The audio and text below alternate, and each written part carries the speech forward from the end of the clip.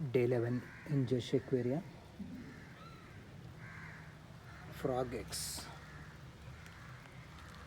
మన పాండ్లో పెట్టినాయి, వాటర్ హోల్లో.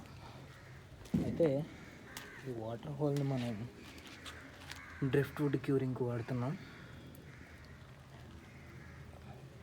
ఫ్రాగ్ ఎగ్స్ పెట్టినాయి దీంట్లో.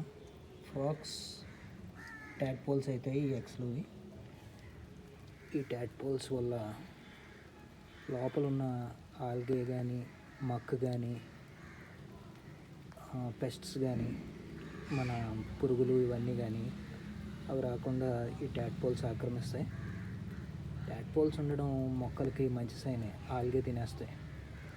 ఇందులో ఇంకా రకరకాల ప్లాంట్స్ని మనం పెడదాం ఈ వాటర్ హోల్లో. ఆ ప్లాంటేషన్కి సపోర్ట్ చేసే ఫిష్ని దీంట్లో వేద్దాం. ఈ వాటర్ హోల్కి నేచరే దాని అంతటది ప్లాన్ చేసుకుంటుంది.